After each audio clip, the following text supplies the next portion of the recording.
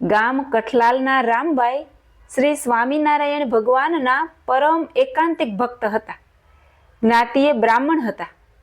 શ્રીજી મહારાજ કાઠીસવારો સહિત માણકી ઘોડી ઉપર બેસીને કઠલાલ ગામની નજીક આવ્યા.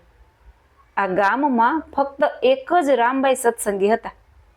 રામબાઈને વારંવાર વિચાર થાય કે આખું ગામ સત્સંગી થાય તો સત્સંગ કરવાનો અને ભેળા બેસીને ભજન કીર્તન ગાવાનો આનંદ આવે અને સૌનું કલ્યાણ થાય. શ્રીજી મહારાજે મનોમન નક્કી કર્યું કે કઠલાલ ગામમાં આજે જવું નથી, કેમ કે આ ગામમાં રામબાઈ એક જ સત્સંગી છે, જેથી રામબાઈને એકલા જ બધાને જમાડવાની વ્યવસ્થા કરવી પડે, તેથી ખર્ચ પણ ઘણો થાય. માટે બીજી વખતે આવશું ત્યારે ગામમાં જાશું.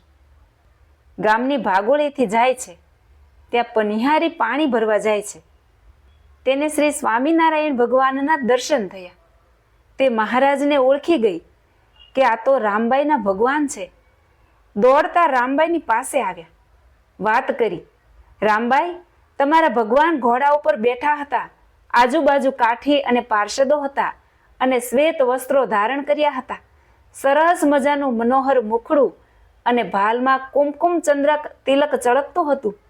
તે તેજસ્વી દિવ્ય સ્વરૂપ અમારા હૃદયમાં ખૂંચી ગયું છે. આવી વાત સાંભળી રામબાઈ પાણીનો ઘડો લઈને પાછળ દોડ્યા. હમણાં જ મારે ઘેર બોલાવી લઉં અને જમાડું, પૂજન કરું અને અલભ્ય લાભ લઉં. શ્વાસભેર દોડ્યા જાય છે. વૃદ્ધાવસ્થાને કારણે શ્વાસ ચડી આવ્યો. સાદ પાડતા જાય, હે મહારાજ, ઊભા રહો, ઊભા રહો. પાર્ષદોએ કહ્યું, હે પ્રભુ, એક વૃદ્ધ ડોશીમાં તમારા દર્શન કરવા દોડતા આવે છે. શ્રીજી મહારાજે પાછું વળીને જોયું. ઓહોહો, આ તો અમારા રામબાઈ આવે છે.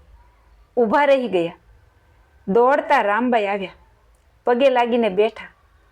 ધીરેથી બોલ્યા, હે મહારાજ, આમ ગામ મૂકીને સીધા બીજા ગામ જાઓ છો? ગામમાં કેમ આવ્યા નહીં? હવે એમ કરો, આ પાણીના ઘડામાં તમારા ચરણ બોલો, એટલે ચરણામૃત થઈ જાય. શ્રીજી મહારાજે કહ્યું, પછી એ પાણીને તમે શું કરશો?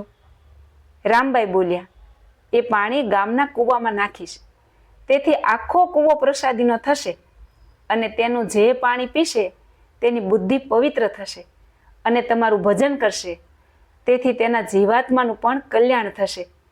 આખું ગામ સત્સંગી થશે. પછી તમે ગામને મૂકીને સીધા કેમ જાશો એ ખબર પડશે. આવું મહાત્મય સાંભળી શ્રીજી મહારાજ ખૂબ રાજી થયા.